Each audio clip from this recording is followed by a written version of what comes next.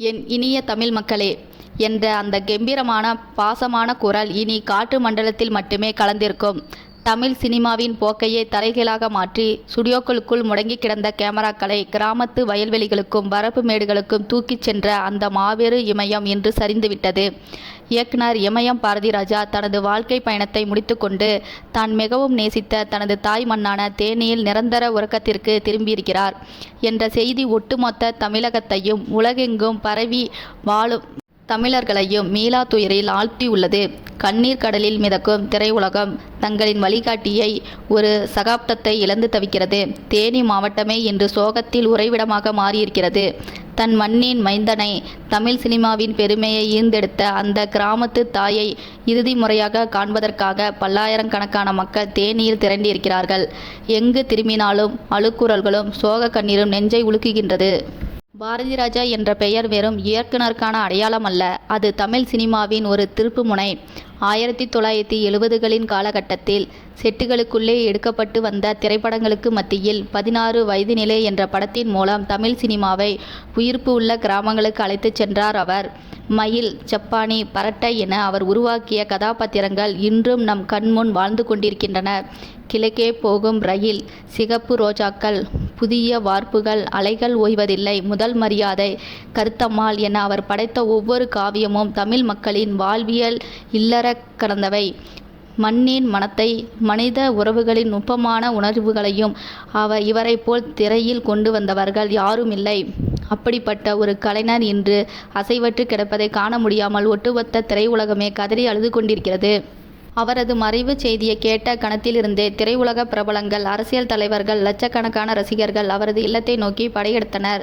சென்னை நீலாங்கரையில் வைக்கப்பட்டிருந்த அவரது உடலுக்கு திரையுலகினர் அலைக்கடலென திரண்டு வந்து அஞ்சலி செலுத்தினர்.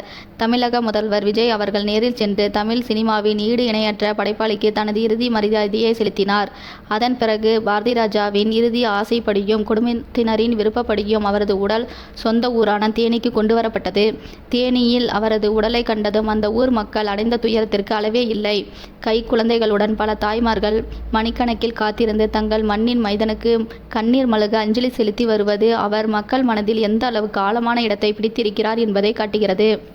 இந்த இறுதி பயணத்தில் கலந்து கொள்ள தமிழகத்தின் பல்வேறு பகுதிகளில் இருந்து ரசிகர்கள் பெருமளவில் குவிந்து உள்ளதால் தேனி மற்றும் வத்தலகுண்டு பகுதிகளில் 700க்கும் மேற்பட்ட காவல்துறையினர் பாதுகாப்பு பணியில் ஈடுபடுத்தப்பட்டுள்ளனர். இறுதி சடங்குகள் நடைபெறும் இடமெங்கும் ஒரு விதமான மையமான அமைதியும் இடையே எழும் வீசும் பல் சத்தங்களும் மட்டுமே கேட்கின்றனர். பாரதிராஜாவின் உடலை பார்த்து அவரது திரையுலக பிள்ளைகள் வடிக்கும் கண்ணீர் அங்கு இருப்பவர்களை மேலும் கலங்க செய்கிறது. திரைத்துறை மற்றும் அரசியல் உலகை சேர்ந்த பல முக்கிய ஆளுமைகள் தேனிக்கு நேரில் வந்து தங்களின் அஞ்சலியை செலுத்தி வருகிறார்கள். குறிப்பாக நடிகை ராதிகா சரத்குமார் தான் அறிமுகமான படத்தின் இயக்குனரை, தன் திரையுலக தந்தையை இழந்து தவித்து நிற்பது காண்போரை நெகிழச் செய்கிறது. நாம் தமிழர் கட்சியின் தலைமை ஒருங்கிணைப்பாளர் சீமான் நெகிழ்விடத்திற்கு வந்து பாரதிராஜாவின் உடலுக்கு அஞ்சலி செலுத்திய காட்சி மிகவும் உணர்ச்சிகரமாக இருந்தது. மீளா துயரில் தவிழ்த்து கொண்டிருந்த பாரதிராஜாவின் மகளை அரவணைத்தபடி அழைத்து வந்த சீமான், பாரதிராஜாவின் சகோதரர் ஜெயராஜை கண்டதும் அவரை இறுக கட்டி அணைத்து துக்கம் தாங்காமல் சிறுபிள்ளை போல் கதறி அழுதார். இந்த இழப்பு வெறும் ஒரு இயக்குனரின் இழப்பு அல்ல, ஒரு குடும்பத்தின் மூத்த உறுப்பினரை இழந்து உணர்வு என்பது அங்கிருந்த அனைவரும் கண்ணீருடன் உணர்த்தியது. அதேபோல் தேனி மாவட்டத்தின் மூத்த அரசியல் தலைவரும் எம்எல்ஏவுமான ஓ. பன்னீர்செல்வம் தனது ஆதரவாளர்களுடன் நேரில் வந்து பாரதிராஜாவின் உடலுக்கு மாலை அணிவித்து மரியாதை செலுத்தினார். இந்த சோக நிகழ்வில் எல்லாரையும் கண்கலங்க வைத்த மற்றொரு காட்சி முன்னணி நகைச்சுவை நடிகர் வடிவேலுவின் கண்ணீரஞ்சலி. திரையில் மக்களை வயிறு குலுங்க சிரிக்க வைத்த அந்த கலைஞர் இன்று கண்ணாடி பெட்டியில் உறங்கும் தன் வழிகாட்டின் உடலை பார்த்து உடலெங்கும் குலுங்கி அழுத காட்சி நெஞ்சை பிழிவதாக இருந்தது.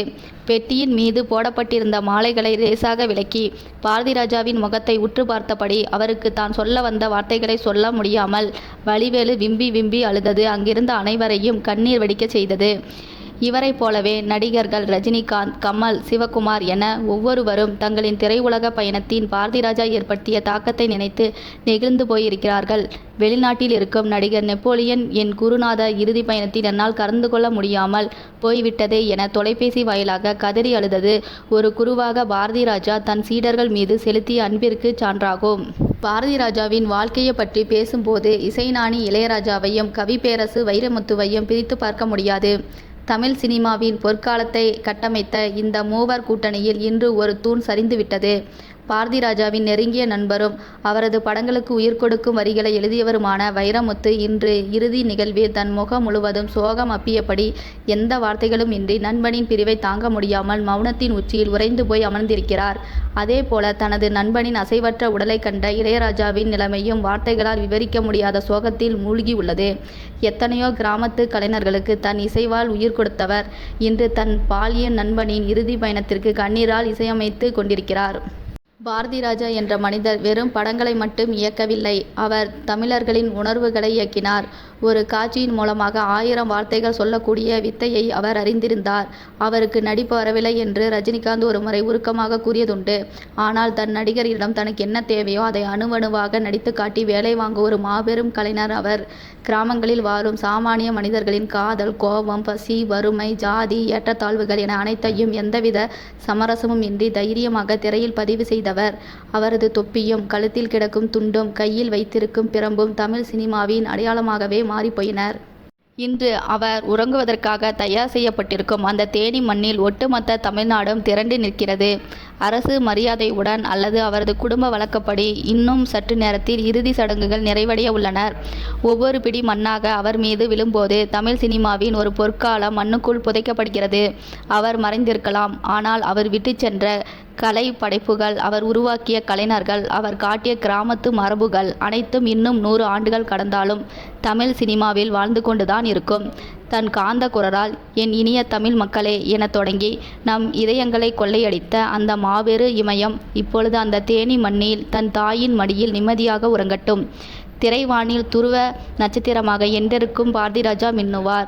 போய் வாருங்கள் இயக்குனரே, உங்கள் படைப்புகளின் வழியாக நீங்கள் என்றென்றும் வாழ்வீர்கள். கண்ணீருடன் விடைபெறுகிறது தமிழ் திரையுலகம்.